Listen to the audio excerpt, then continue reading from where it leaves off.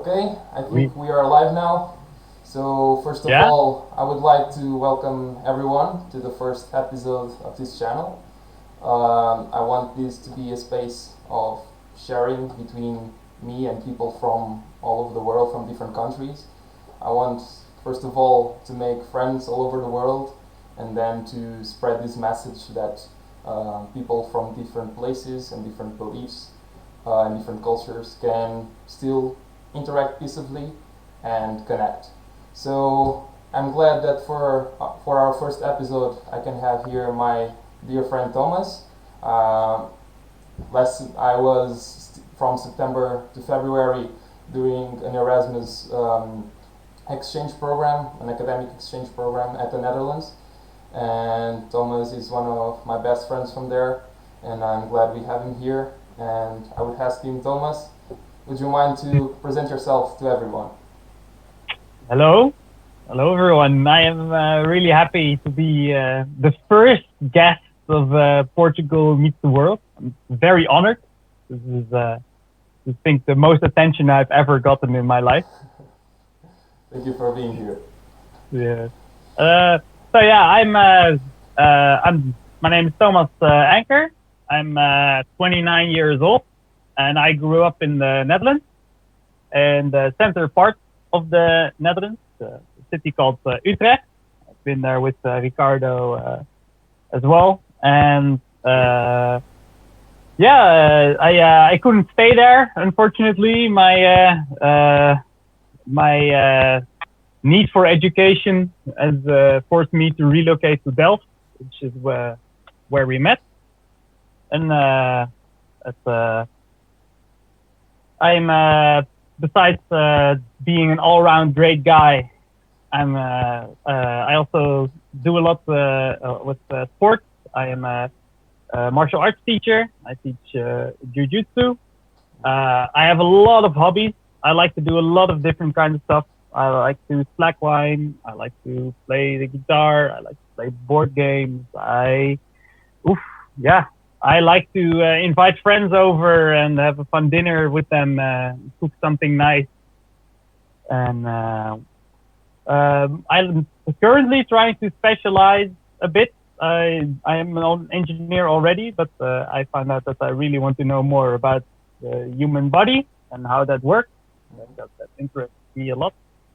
And also how that sort of reacts to its environment. And I'm trying to become a biomedical engineer at the moment. So yeah, that's me in a nutshell. In a nutshell, yeah. I guess I don't know if you want to add anything to that. No, Oh yeah, yeah, you can say, of course. yeah. And I also like to learn languages. And Ricardo helped me a lot with that. Yeah, Try to speak some Portuguese together. yeah. Thomas was my greatest helper or the greatest teacher. Since when I was in the Netherlands, I tried to get a little bit into the culture of the country and learn a little bit of the language as well. I thought it would be nice. My ultimate goal was to, when I would come, before I would come back to Portugal, to be able to have a full conversation in Dutch with my friends from there, which were almost all of them Dutch. Unfortunately, I couldn't. I didn't. I wasn't able to do that, but it was really nice to have those classes. And Thomas was interested in learning Portuguese as well, so it was a really good sharing experience, and it's really fun. You get to know more of the culture of the country while you are doing that. We did some music exchange at the time as well, Yeah, yeah, yeah. and it is really fun. And those were great moments we shared, learn each other's language. Uh, Yeah, we tried a lot of different stuff. It was fun. yeah, I would like to ask you a first question, and is during these interviews, I would like to interview people that are born and raised in the country I'm referring to, because those first years and our teenage years are really important in the person who we become, in the beliefs we have. So I would ask you to tell us a little bit more, or a little bit about your childhood and a little bit of your teenage years, and what how it was, how different it may be, because we take for granted the way we were raised, but it may differ and differ a lot from country to country. You can talk maybe about some traditions you have, about the way Dutch parents may raise their kids that others may not. So I would like you to talk a little bit about it. Yeah, of course. So growing up, I really would consider myself like an inner city kid, and I get confronted with that every time I go outside of a city or go to another country where it's just way more farmland, because I'm really a city boy. I grew up in a part of Utrecht that's really in the center.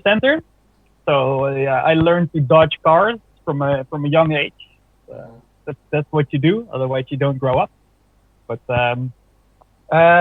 growing up, it was a very like busy environment.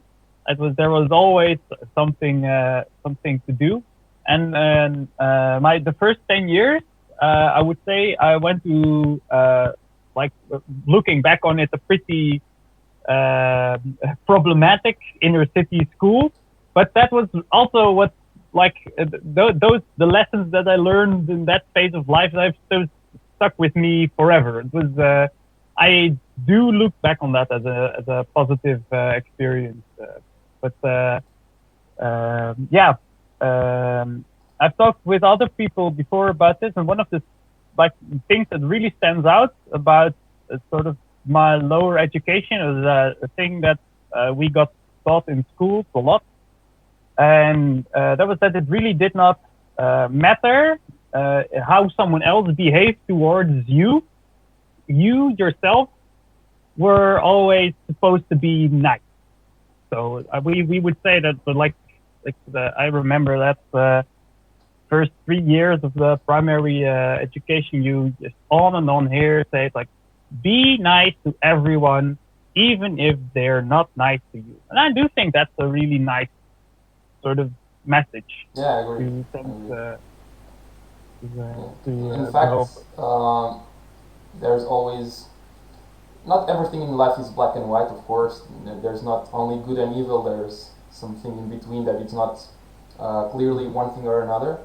But dividing it that way, like good and bad, if someone throws like a bad attitude towards you, if someone is evil to you, you can respond in the same way, and it will only get worse from there. Or you can try to be different and to put a positive vibe to it, and maybe it will change, maybe it won't. But yeah, I really believe that throughout our lives, we, through our actions, have the possibility to try to pass more good to the world than it already is there. And it can really make a difference in people's lives. Yeah, I agree. Is there a large difference in the way that you grew up, like in the first 10 years? Do you have like sort of in a nutshell what the message was from your primary school, for instance? Yeah, for my primary school, I don't remember like a clear one-line message. I remember it was a really nice primary school. Like I had some place, many space to play in the break between. So I had like a 5-hour morning of school, and like it would be like 2 hours and something, and then a 30-minute break, and then 2 hours. And I remember that for the most time, especially the 3rd and 4th grade, so I would always eat in a hurry to go and play football the most I could. Yeah. So nice. I usually had like a liquid yogurt and a little bit of bread, and I would eat it as fast as I could.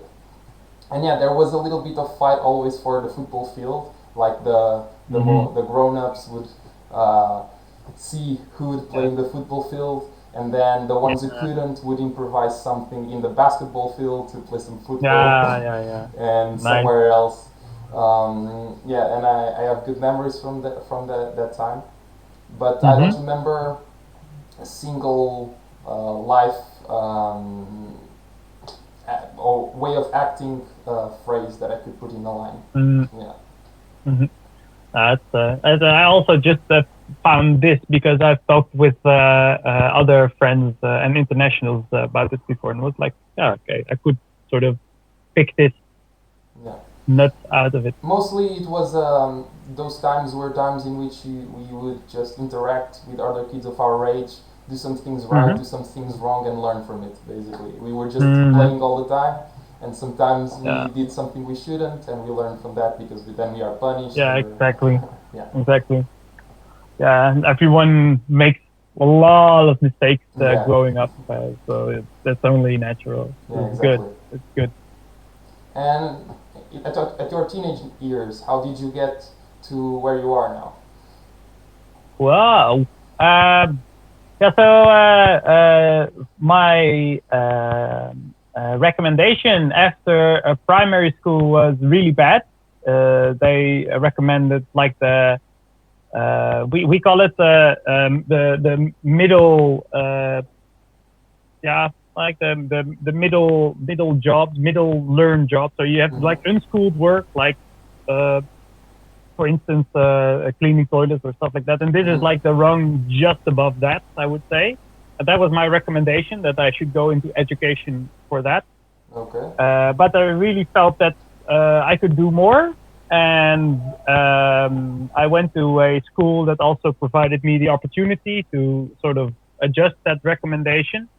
And I worked really hard in the beginning of my middle school career, and that basically when I finished at the end of that, I had a university recommendation. So that was really good, and I really enjoyed that time. Like from my 10th to my 18th was a fantastic time. I was also exercising a lot. I played a lot of water polo in that time, and we went to the Dutch national competition as well. It was really fun. So that was just I just did everything then. I was fun with friends, and also like just growing up. I never was like a part of a group during middle school, at least looking back on it. But I had a lot of friends in different kind of cliques, like in different groups. So I could sort of pick and choose, like what was my mood for that day, and I just joined them, and yay! This is how I spent my. You would get along with everyone, but not specifically with one group, and only with that group. Yeah. It was basically like that. And I do, that is how I like sort of school to be. I want to do projects with a lot of different people, having different stuff going on. It's funny because most people just get to one group and doesn't like it at all to get away from that group because they already know that group. Why is it different to you? Yeah. But I do think like there are like these phases. Like sometimes you just have like, oh, okay, I just meet 4 times a week with these people, and like 2 weeks later, that's a different kind of group. It goes like, but that's nice. And so at the end of the middle school, Can you tell us about maybe some traditions you grew up with? Oh, yes, of course. Maybe. Yeah. I'll tell you about my favorite right away. Sinterklaas. Yeah. Sinterklaas. So it's a really big tradition in the Netherlands. We trick all the kids. It's basically one. It is when you grow up, it's like Secret Santa, but if you're a kid in the Netherlands, it is amazing. Like the whole party is sort of big conspiracy against kids because nobody tells them that like Saint Nicholas is the guy that puts the the presents in the shoes, and you can sing for him near your chimney, and you have to put your shoe in front of it. And basically, yeah, at the 5th of December, you have one big bag in front of your door, and it's filled with presents, and everyone behaves like a good kid all year long, just so they can uh, do this party. Yeah, it's really great. I really like it, and I also like the way that's changing. I'm really not like I used to say tradition is just peer pressure by dead people. In that sense, I'm not in the like of the traditional party, but I like it. I like also the way it's changing. Can you I tell like new us? parties. Can you tell us a little bit about the way it's changing? Because Oh yeah, people may yeah, not know. Yeah. yeah, yeah. So of course it's. I think it's been like for 10 years now that there's been this controversy about Black Pete, of course, because it is And who's Black basically Pete? for yeah, Black Pete is just basically if you're not Dutch, you won't recognize Black Pete as Black Pete, but like a blackface, like white people impersonating black people, and that has everywhere outside, but in the Netherlands it has a negative connotation. But even for me, growing up, I was not under the impression that it was something bad until I started to talk more with my friends about it, and after a while, I just realized, yeah, this is something ancient. This is not from the modern times anymore. Yeah. And yeah, I really love everyone to just be able to, without reservations, have the interclass phase. And if yeah, if like Black Pete is stopping that, I think that Black Pete should change and not people. Yeah. I had a funny Yeah. conversation with another Dutch friend of mine while I was there. I Mhm. remember we were talking about Saint Nicholas, the guy Mhm. that comes from Spain with his helpers that are the Black Pete. Yeah, yeah, yeah. And he The was whole the telling whole me story. the way people were discussing in the country that that was a little bit racist to be the black helpers that come with the Spanish guy, Yeah, yeah, yeah, and it yeah, makes some yeah. sense historically as well. Mhm. And he was telling me that there were these people that would say that it was racist, so we should change it, and it is not good Mhm. to tell this thing to teach these things to our children. Yeah, yeah, And yeah, yeah. there I think were so. these people that were saying, no, it's a tradition. You just follow it. You shouldn't change tradition. It's tradition for that reason. And he was telling me about this really crazy experience. I was telling him that we have something similar here in Portugal with the bullfights, and Uh-huh. people say that it's Ah, yeah, too yeah. I aggressive can. for animals. We shouldn't do its tortures, and people say no, it's tradition. It's beautiful. It's an art. You Mhm. shouldn't mess with our taste. We like to do it. And he was tell this that friend of mine, Sebastian. I don't know if he's watching or not. Um, Mhm.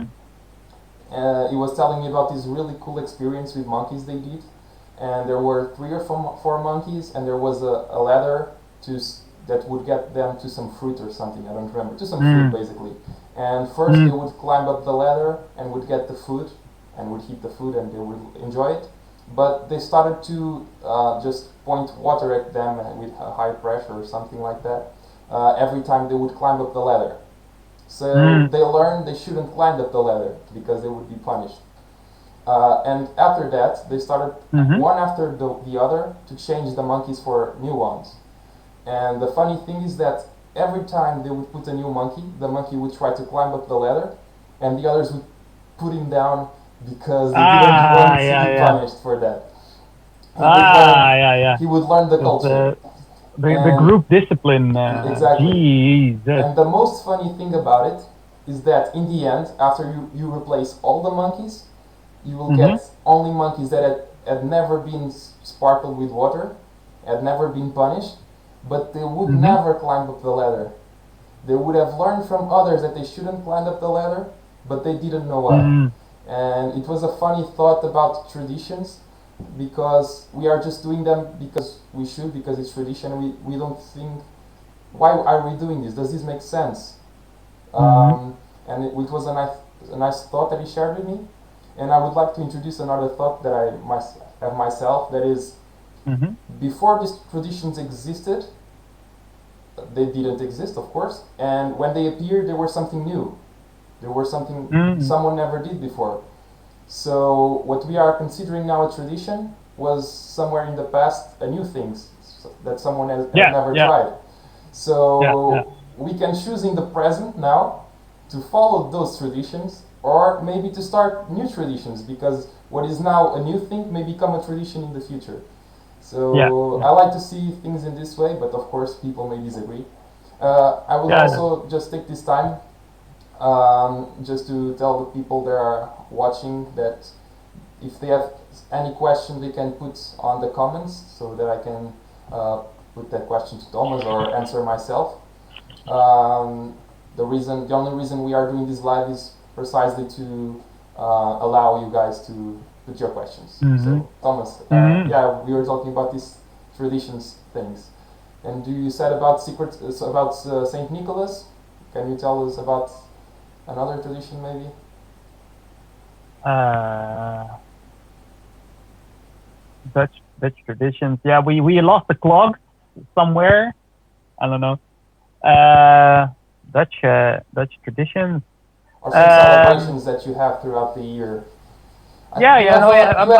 You have an Orange Day, right? I think I've read it Yeah, somewhere in of the course, of internet. course, of course. Yeah, we have had King's Day, but excuse me, the last King's Day was was in your own home, so it was not the Yeah. first thing that popped into mind. But that's a big party. Everyone has to dress in orange, and we basically yeah, we're celebrating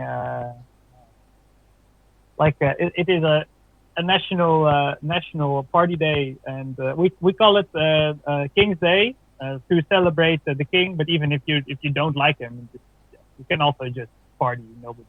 Nobody will mind. Yeah. Where does that Uh, orange passion come from? well, yeah, the name of the king is William of Orange. Okay. So yeah, I think yeah, I even think it's like not even an original Dutch guy. He might even be English or something. We just borrowed him from England, and as soon his last name just caught on, and But then this king or an ancestor of him? like An an ancestor, not ancestor. our current, Yeah, yeah, not yeah. our current. Yeah, yeah. Oh, well, but we have a lot of other things. We do bicycle a lot in the Netherlands, of course. We have some adventures on the bikes as well. It is a traditional. What what's more tradition? Um, yeah, we have a lot of nice painters. Uh, we have an interesting way of cursing at each other, which is through disease. Always fun. Yeah. Um, Cursing, you said? we Yeah, sure. So yeah, we tend to like if someone cuts you off in traffic or something like that, you You wish would you say, had you beautiful person, have a nice day. yeah. Everyone has to remember at at that moment the line they learn in primary school. Yeah, Treat yeah, yeah. everyone well. Yeah, no, So, that's not something you remember. But you told us about the bicycles, and yeah, it's clearly another world. I don't know how it is in other countries in the world, but the Netherlands is really a special country in this sense. Like, I've never seen. yeah, Maybe people have seen in videos, on in pictures on the internet. I don't know, but I've yeah, never yeah, seen a like uh, a more than one floor parking lot for bicycles. It's insane, and you yeah, have yeah. giant parking lots just for bicycles. It's clearly out of this world for someone. Maybe that it's not of the Netherlands. I don't know how it is. Maybe there is something similar in other countries, but for me it Mm-hmm. was really something new. It's not something I see here in Portugal, for example. I have a big recommendation. If you just go to the Netherlands and if you visit Amsterdam, just like at rush hour, just find a bench and just enjoy it. Enjoy the rush hour in Amsterdam because it is madness. Like everyone is on bike around the station area, and everyone is it's beautiful. It's beautiful. Don't go through it. You just keep your distance. It's like a trash fire. It's particularly beautiful while burning, but it's nice. It's really intense traffic there. People traffic, not only cars traffic, but also a lot of people going everywhere in bicycles, on like walking on foot. It's really mad there. I remember we were cycling there in Amsterdam, and I was trying to look around to see. I've never been there before, so it was new for me, and try to see the city. And it was really difficult to be cycling and looking around because I had many people coming from everywhere. I had to be focused, and also I'm used here in Portugal to have brakes on the bike, so I was still adapting. These were the first minutes I was pedaling in a Dutch bicycle, to remember to brake by cycling in a reversed way. So it was a little bit of a challenge there because there is so many people walking around that you have to be focused in what you're doing. So you told us about if we would go to the Netherlands, and I have a question about it. If someone of us would go to the Netherlands and we've never been there, and we would have gone to the Netherlands to live there, what do you think we would need to learn quickly? To live here? Yeah. Like, I've never been in the Netherlands. I know nothing about the Netherlands, but I decide the Netherlands is where I want to live. What do I need to learn quickly to get to live there? Yeah, I would say like the first thing that you should learn is to really be a part of the Dutch bicycle traffic. So as you said, it is really chaotic, but it is like our entire infrastructure is sort of arranged around the bicycle. And if you have access to a bicycle and public transportation like trains and stuff like that, you can basically go anywhere in the Netherlands. It's nice if you have a car, but that allows you to go to places with friends and to like if you would, for instance, walk or wait for public transportation, that would it would take more time. It's not as take more time. You can move more freely in a bicycle. Yeah, indeed. So that's number one.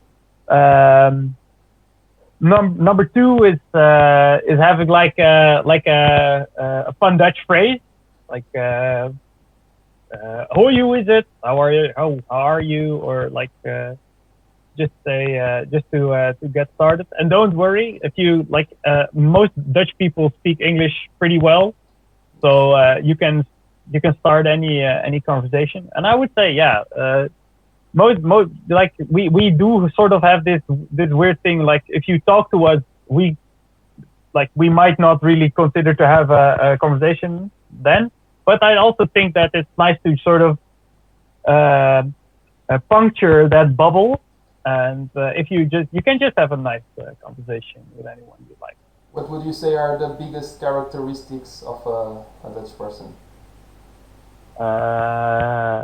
And the first place, I would say we're pretty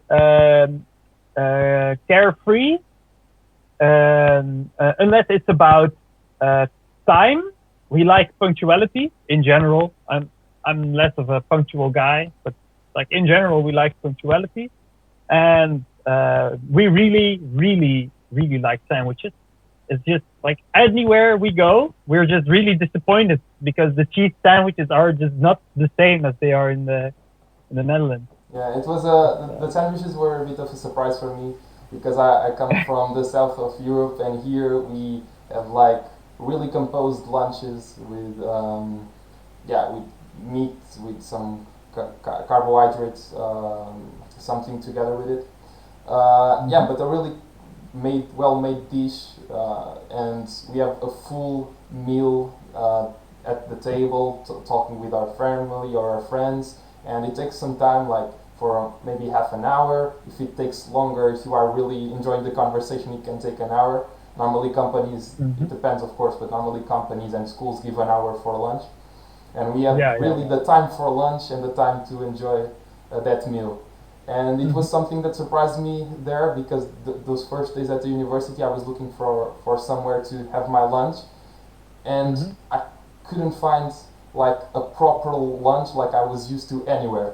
I would just Yeah, find yeah, salads, sandwiches, soups, and I was thinking to myself, where are the normal lunches, like the full, yeah, because we can eat those yeah, foods as well here, but it's not the most common thing to do.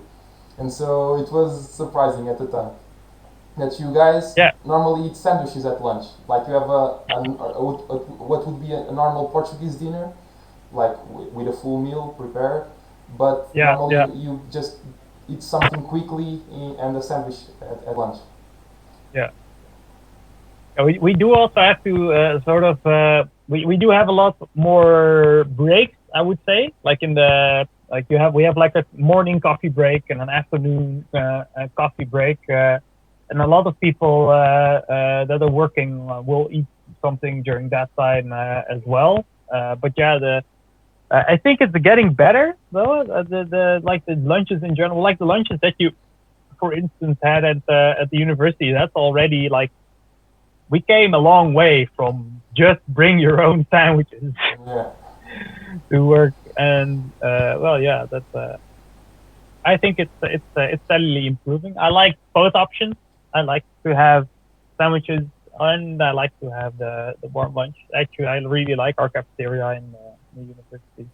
And A lot since of we are options. talking about food, I would take this time to ask one question that he is here in the comments. First, we have Yeah, Tiny. First we have Tiny and Elena Moganet, my mother, saying hi to you and watching this excitingly. Getting really. excited watching this. And we also have Narci Kassam, which is a friend of mine here in Portugal that is now in the Netherlands, taking Mm, his proper academic exchange program. He's doing his master thesis nice. there at Delft. And so he's saying, hello, I'm also living in the Netherlands, in Delft. I really like Albert Heijn and its products. Albert Heijn, for someone that do not know, it's a store in the Netherlands that sells food, basically. I tried stroopwafels and poffertjes, and every morning I have my ontbijt cook. What else do you advise to try? Maybe explain a little Yeah, bit of what these things are to someone that doesn't yeah. know and So answer yeah, the question. yeah, of course the stroopwafels and poffertjes and ontbijtkoek. I would okay. So stroopwafels are cookies. They're basically like pressed waffles with yeah, molten caramel in between them. It's really good.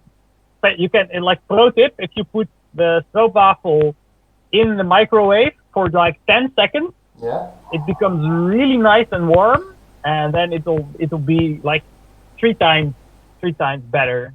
I It's haven't really tried good. it that way. I haven't tried it that way. I've had That's some soup waffles, and I also the souvenirs I brought from the Netherlands mhm. were stroop waffles because yeah, I Yeah, thought to be that's good. different, what could I take for my friends? And I thought, oh, these are really nice cookies. They were the best.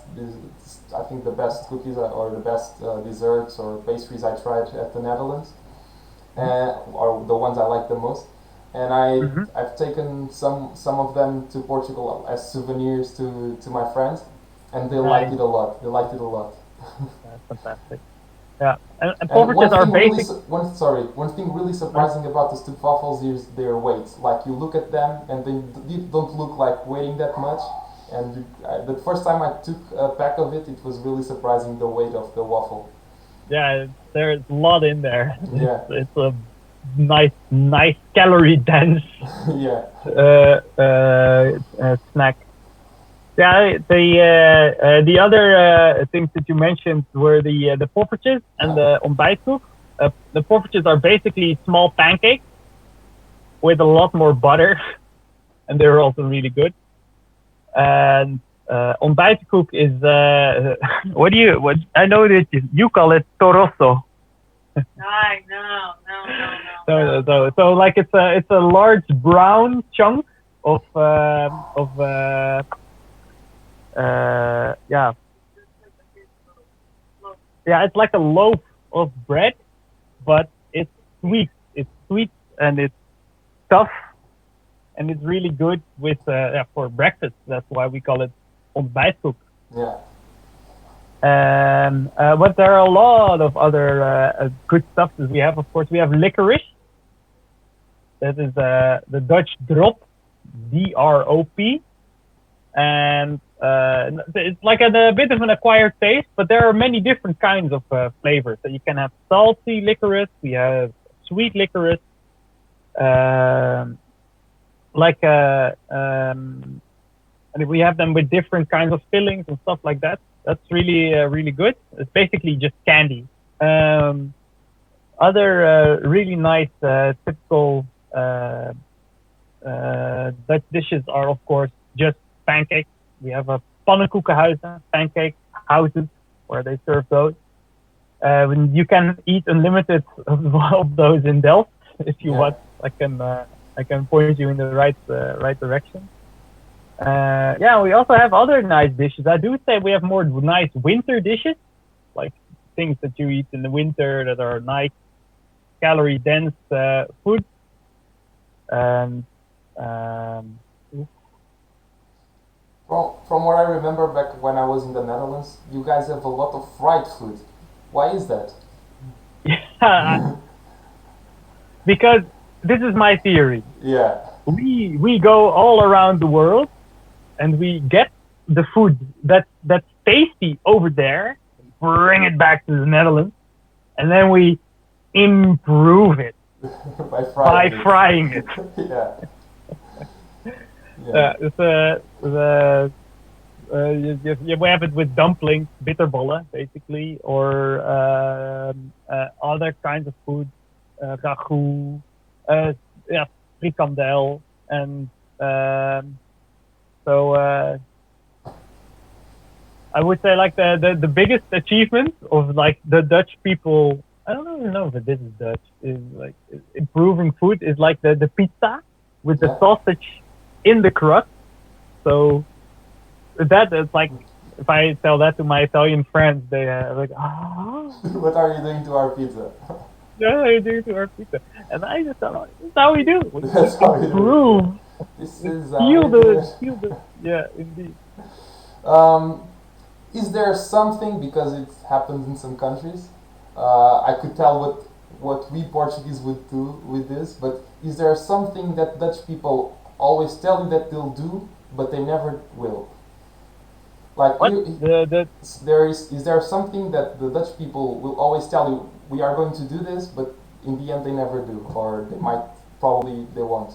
Like here in Portugal we have that with time, like we say, oh, I'll get there at this time, but many times we don't, or we just arrive a little bit late, or if we are already late or getting to get late, people would message, oh, would you take much time to get here? And we say, no, it's just 5 minutes. But normally it's not 5 minutes, it's 10 minutes, 15 minutes.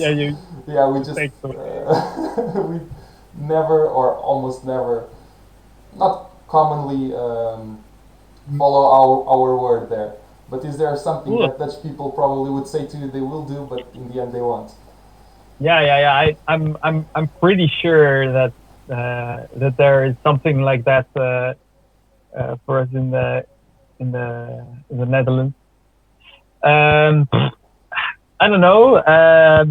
This is me looking at it from the outside. But if I talk to Belgians, they will call us really greedy. So I'm going for this.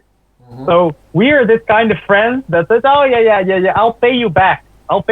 Don't you worry. And then we just hope you forget about it. Yeah. Yeah, that's. I don't know. I'm bad at this. Like what you are saying is, if a Dutch friend owes you, not a friend, but if a Dutch person owes you a favor, probably they are not thinking about returning it. No, I would say the favors were different. That maybe favors are better. I think. Oh, were you talking about money? No. Money. Yeah. Okay, money. Yeah.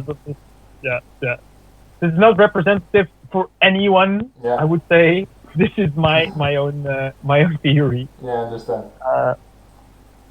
And especially after having conversations with Belgians, this is their stereotypical image Yeah, of the Dutch person. yeah, I understand completely. Is there any popular saying that is particularly funny at your country?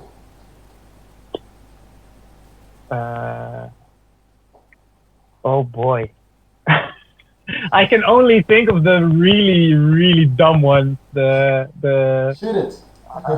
No, uh, the like what would a popular saying be in the Netherlands? Jesus, I'm really out of touch with what the rest of the Netherlands does. So I'm really, really, really bad. I would say, uh, uh, maybe something I like to say is like, if you think of it, like someone else has already invented it, or it's already on the internet. That's something that I like to say. Okay. What do Dutch people say? What do Dutch people say in general?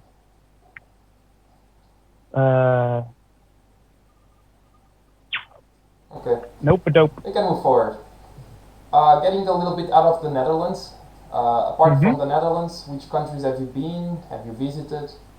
Or maybe which ones would you like to visit?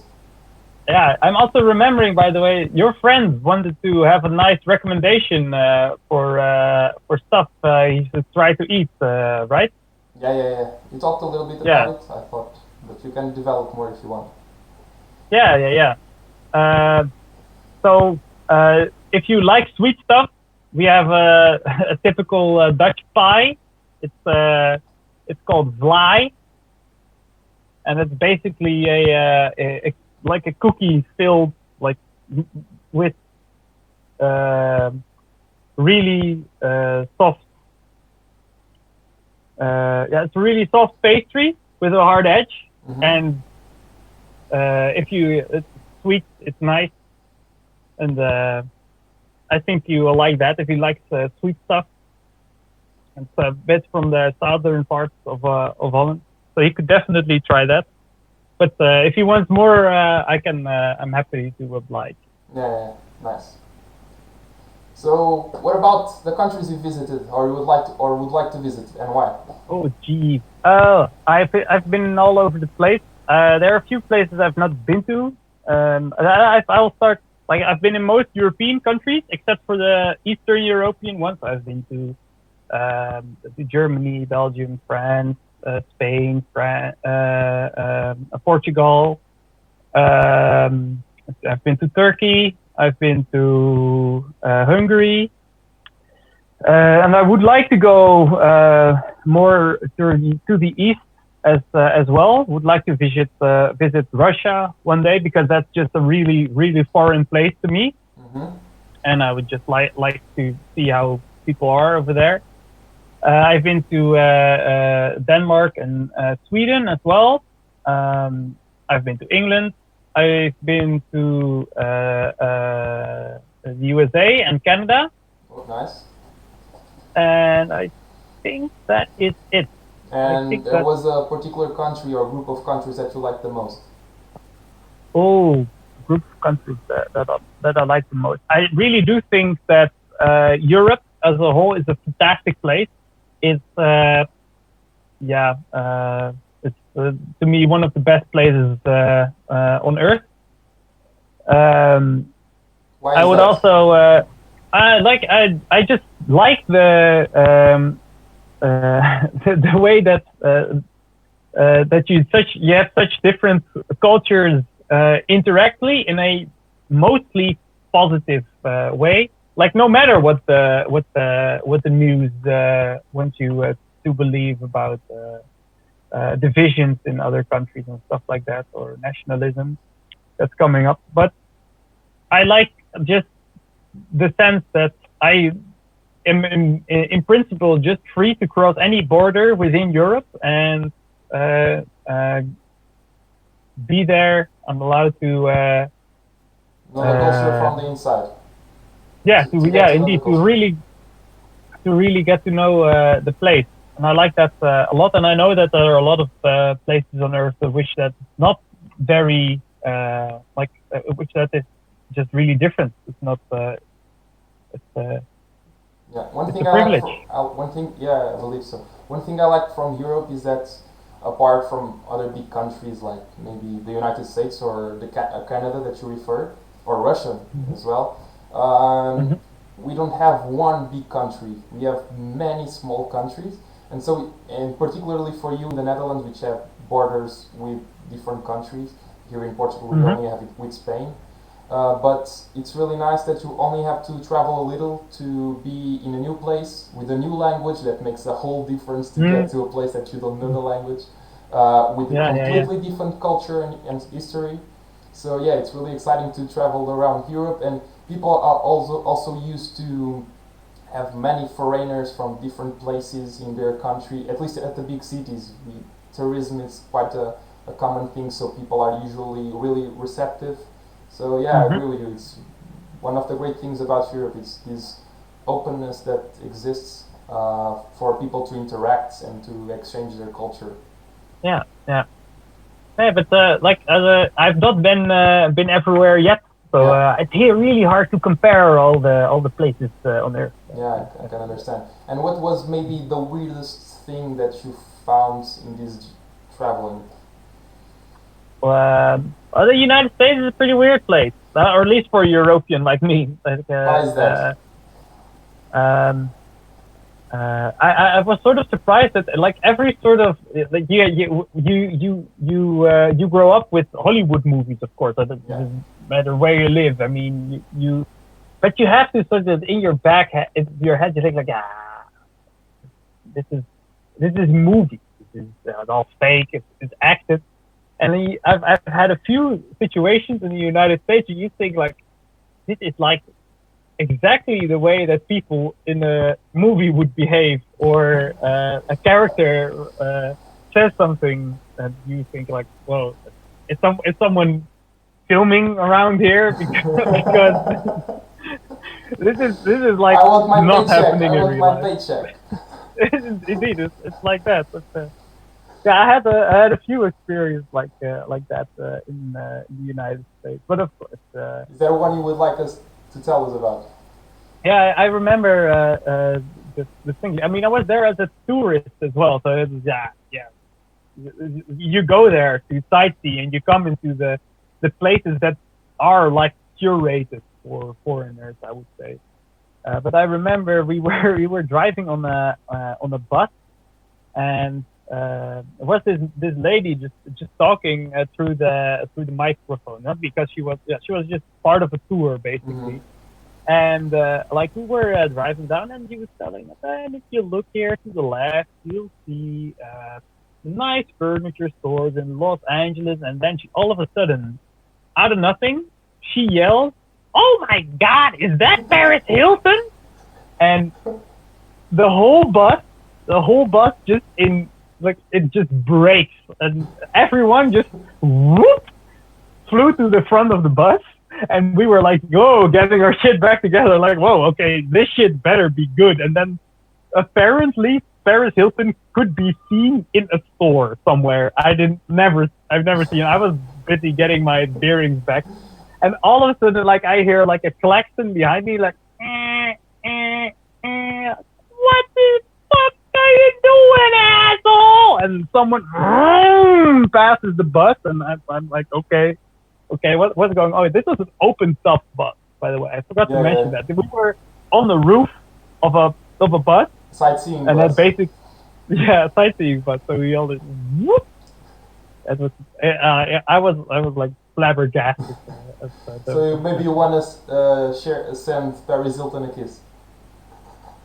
Yeah. Of course. I did not see you that one day at Paris Hilton, but that made my day. It was a good experience. So I'm happy you were there. Nice. Okay, if you could live anywhere, where it would be? Cool. Oh boy, this I find very hard because I think I can live anywhere. Okay. I'm not really like stuck to a single place.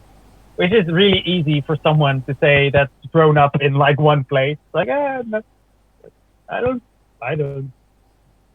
No, but um, I would like to live. No, I like to live all over the place. Let's start with a place where a few good friends of mine live. If I could live for a few years abroad, maybe in Sweden, huh? Maybe in Italy. Oh no, whoa, no. Carlo moved to Belgium. I'd definitely move in with him again. I don't know. Brazil?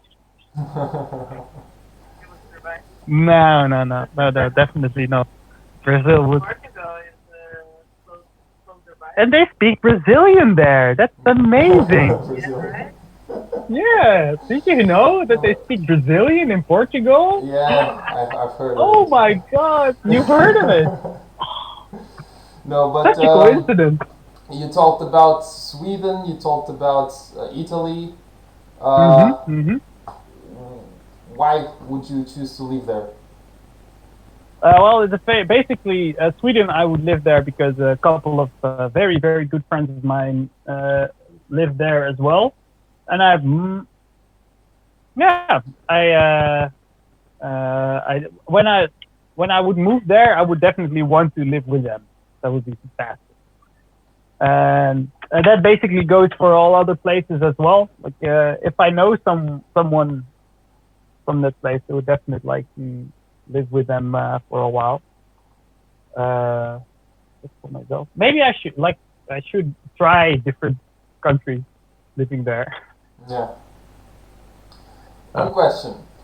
If you were Mm-hmm. born somewhere else in the world, how much do you think it would change your beliefs, the way you behave, what your values? What do you think that Wow. being born, I don't know, in the most eccentric country you can imagine would make a difference in the person you are?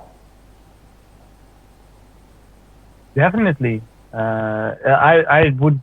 I would think that uh, I think that growing up, like the culture you are a part of, influences you like majorly. If I would, I mean, outside of the Netherlands, maybe English would not be my second language.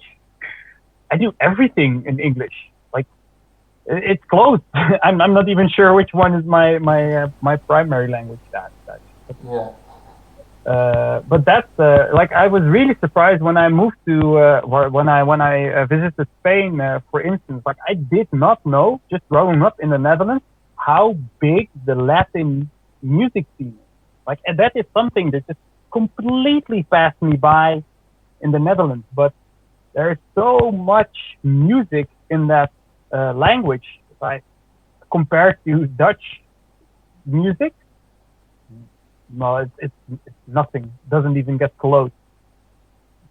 And Yeah. yeah, and it's One thing I believe, and you can say what you think about this, is that many times we, I'm saying we in a general way of saying, of course, being born somewhere may have the tendency to judge sometimes other people from other countries and other cultures because they do things differently from our way of doing. But mm-hmm, many times we forget this this question I asked you. Maybe if we were born there, we would have been raised in that culture, mm-hmm, uh, and perhaps we would see things differently, maybe like they do, because mm-hmm, probably what they do, some questions may be asked about it, maybe we don't agree with it for a reason, but maybe there are some things that we do that might be questionable for them. Um, definitely. so all of these, what I'm trying to say is that maybe it would be nice for us to be more open about our beliefs and other people's beliefs, and Mm-hmm. have a better understanding to not judge so quickly what other people do. Maybe. Yeah, yeah, I agree with that. The what I was reading about a while back was the what's called the aesthetic perspective. It's basically about having the least amount of bias as you can, which we think of something as good. We tend to think, okay, remove yourself from any situation, like as a journalist or maybe as an art critic or as another critic of any medium. If you just make sure that you are unbiased, that is that's the best. And that was, but that's like the counter argument to that is that you then go into the territory in which you have bias, but you just don't know that you have bias. Yeah. So I really sort of want to, I would like to live in a world in which people just sort of say they're okay with which country they're from, how that influenced that. So they start a sentence, for instance, with, hey, I'm from this place. Growing up, I learned to interpret this as that. And that means that now I view this situation in this way. Yeah. And then someone else can come in from another angle. Yeah, but this that would mean that everyone has sort of needs this a bit of extra self-knowledge about that, and some people don't like they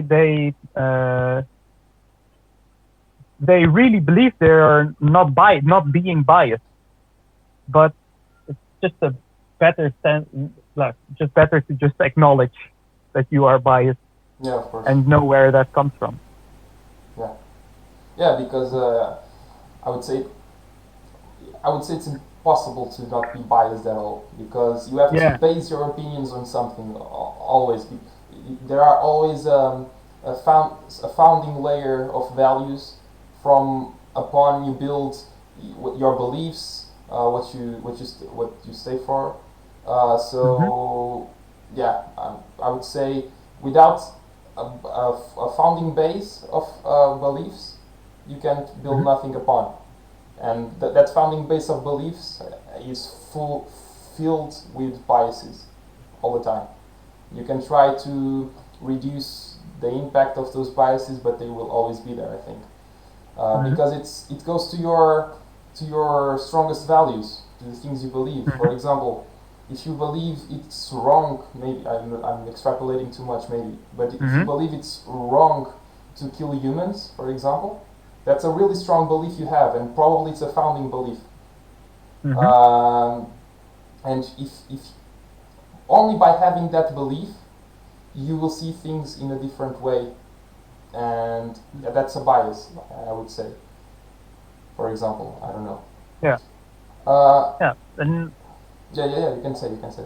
Yeah, I was wondering about you. Do you have like some bias that you know about yourself? Maybe not like specifically from your country, but more just the way you grew up. I consider myself an open person. Like I remember back in high school when I was studying philosophy, we had this part of the subject that was about the possibility of knowledge. And I always liked a lot the philosophy classes and to think about these things.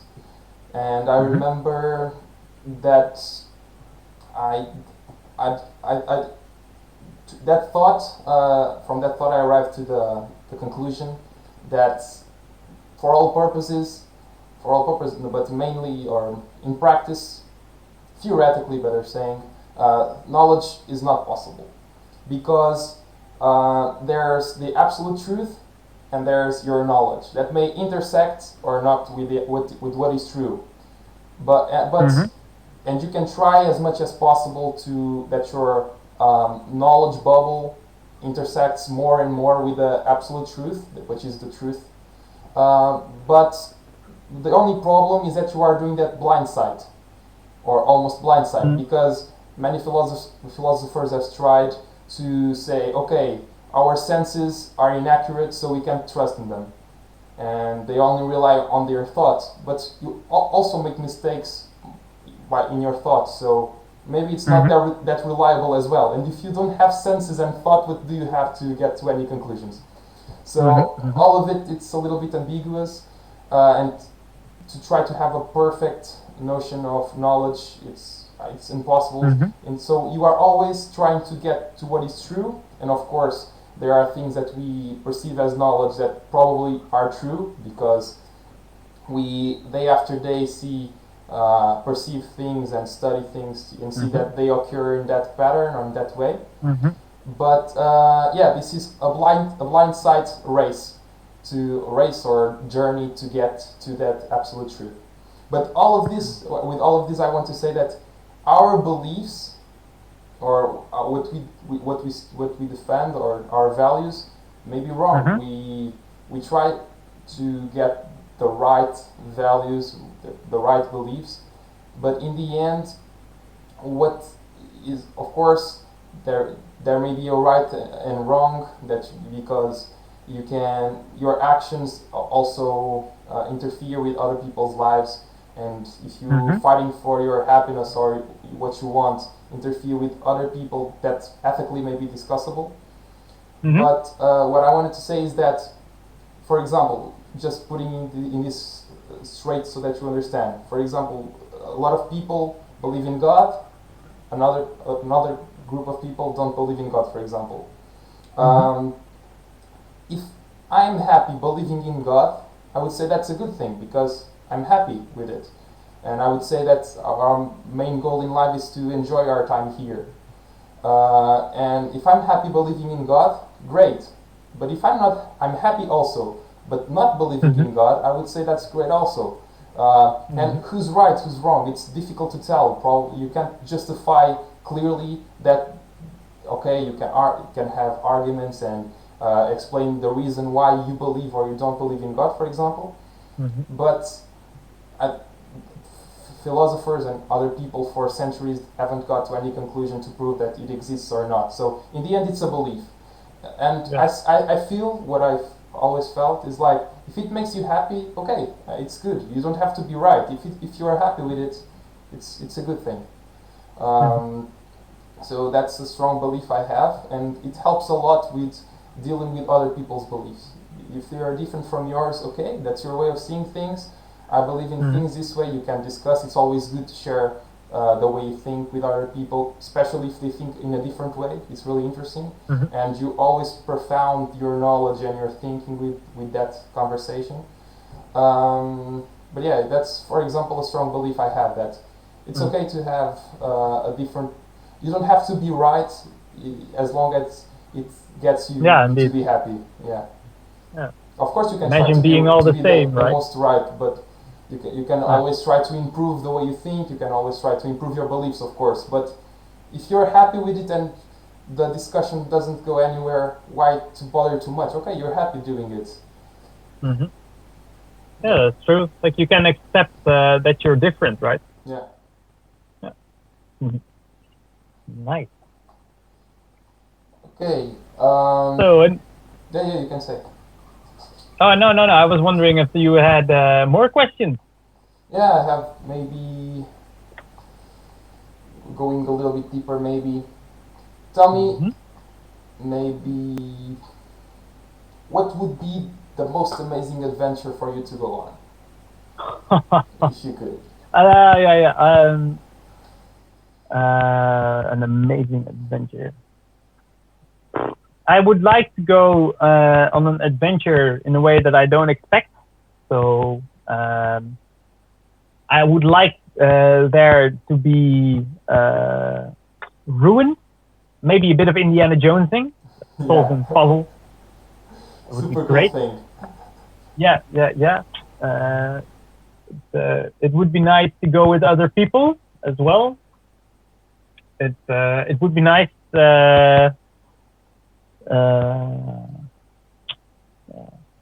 What do you like the most about that? It's the historical part of the thing, or is like to be in danger and to try to get alive from that?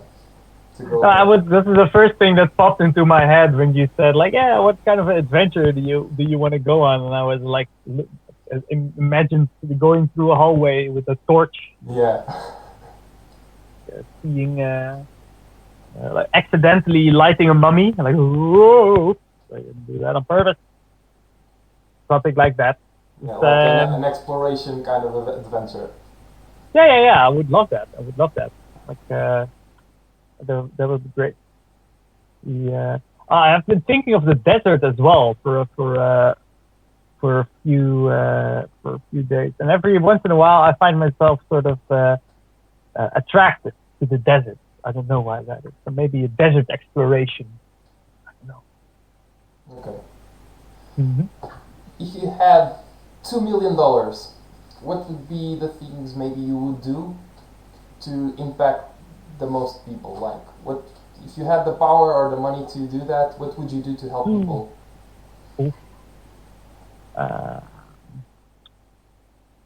Geez, 2 million people. I'm a bit divided between like, do I find something to invest it in? Like, do I? I don't know, you have some money and you can raise some project maybe to help your community, to help some people in need in other country. Maybe I don't know. Yeah. I would say that the if you people. had the money, what would be the community project that you would start maybe? Ooh, yeah, that's a thing I like, because I think in the local things in the Netherlands, there are some things, of course, like in the Netherlands, that could use a bit of help, but in general we're fine. Okay. We're fine. We're doing great. Thank you. Well, sanitation is really important, and it's something that's really lacking throughout the world. So it's not a fun job. It's not a fun job to do it, but it's really important. So I do think that will work. But as I told you, I also have this other dream, and that is to it's really silly, but I really think that I would like to find ways to make areas of land more habitable. So what I would like, if I had a large amount of money, I would go to, like, maybe where the desert begins, and the desert again would start irrigating, thinking about how I could make the place habitable again. Dubai #2 maybe. Yeah, Dubai #2. Well, not in the middle of the desert, but Yeah. I don't know. This is one of the fun thought experiments that I have, and I have a lot of other stuff that I would like to do. Like maybe start a a fun board game group. Imagine what you can do with 2 million euros. 2 million euros. Okay, maybe another question. Yeah. This is an interesting one because it goes back to what other people you admire the most, maybe, basically, I think. Or you can tell me what you think about this. If you could invite 3 people, living or dead, to have a dinner with, which or who would it be, and why? Ooh. Okay, I have one person that I just want to meet, but I'm also sort of scared of meeting him, because he might be in person like completely different from his public life. But I really like the philosopher Alain de Botton, and I really like to have like a friendly conversation with him. Maybe I'm just curious, like, how his mind is like working, and how he manages to find really contemporary subjects, and find like a very intelligent thing to say about them every time. And I would just like to know how he is in person, and I want to know what he's working on right now. That as well. So that's him. Okay. That's just that's one. Oof. Another person might be Ah, Maybe the Orange King. no, I know. Maybe yeah, the king. Not really. Not really. I do like. I've nothing. Like I'm not interested in meeting him Yeah, I understand. personally. Oof. But well, I would. Um, I would definitely invite Daniel. Daniel is the good friend of mine, and Emily as well. Of course, they'd have to share it too. Your Swedish friends, right? Yeah, my Swedish friends. If I could see them short term, that would be really fantastic. How much time has passed since you've seen them the last time? Ooh, 3 years, I guess, maybe 3 years about. It's been the longest time, but I've been in touch with them. I call them monthly, or at least Daniel I call monthly. Oh, but I'm thinking about a dead person that I could invite. Uh, uh, Who would be your greatest reference, basically the person that whose message or whose mission throughout life has inspired you most, or do you admire the most? I don't know. mm,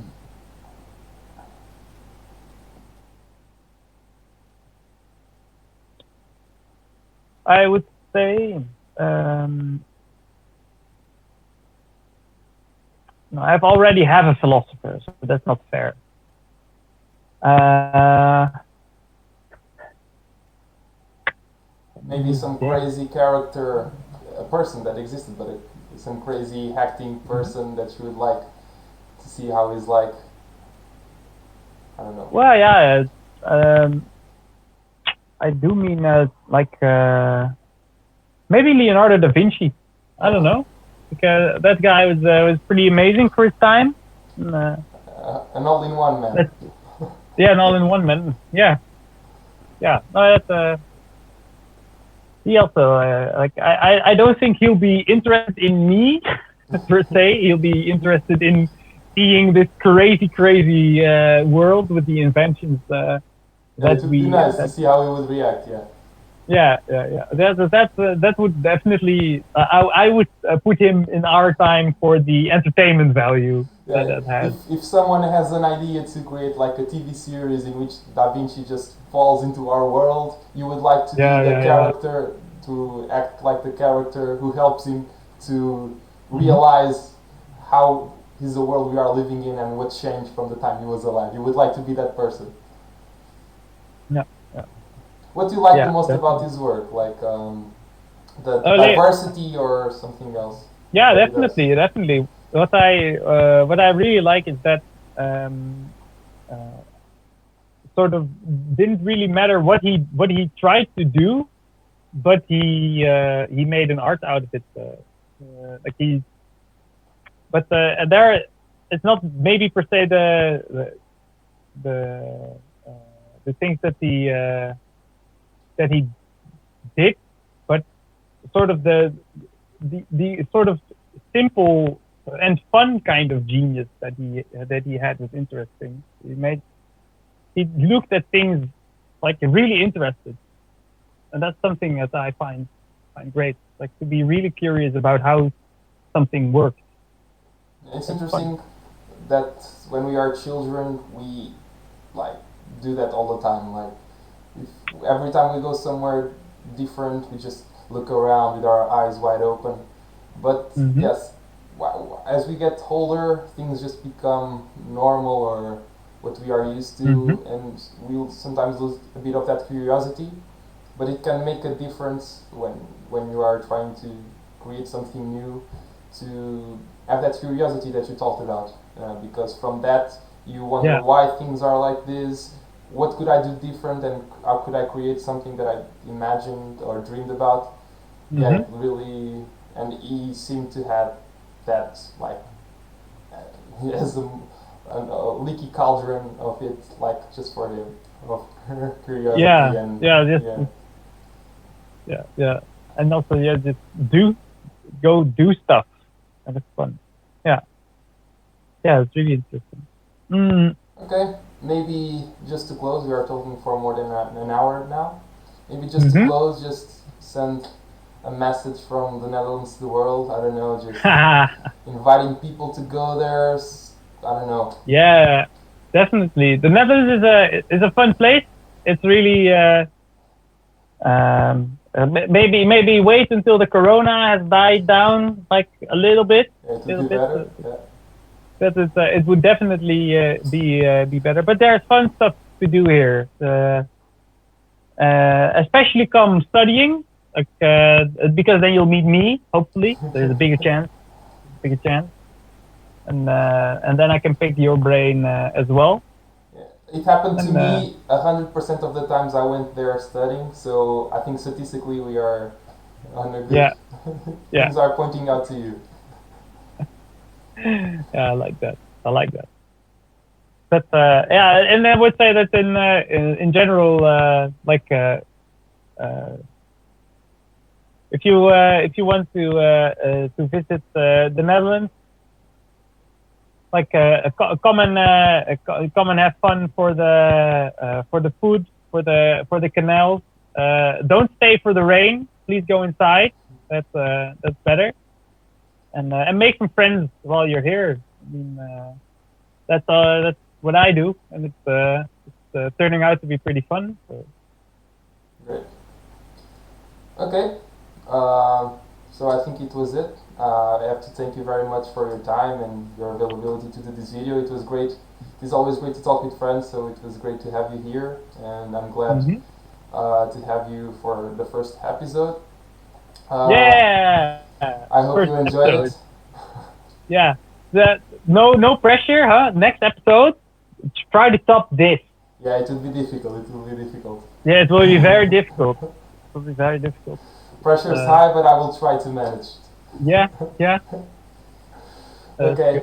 That's good. so yeah, next week we'll be back with a different country and a different person, and I hope you stay tuned. Thomas, I think, will as well. Mm-hmm. More than building a channel, I want to build a community that wants to spread this message of people from different places Yeah. connected, sharing stories. I've always loved to do that. Mm-hmm. And that's how you make friendships, and in the end I think that's what makes life meaningful, to Yeah. share this existence of ours with others and to Mm-hmm. share love between us. So yeah. Yeah, and if you get any more questions from people wanting to know stuff or later, just point them in my direction. I'm happy to help. Okay. I think it Yeah. would be very fun to have like a community centered around it. So it's fun. Yeah, so you know, really if good. you have any questions and curiosities about the Netherlands, just write to us. We'll try to answer as better as possible. And yeah, this is it. Once more, thank you very much for being here, Thomas. I hope you and the rest of the guys at home liked it. And yeah, I'll see you next week for another talk. Bye. Yay! Bye.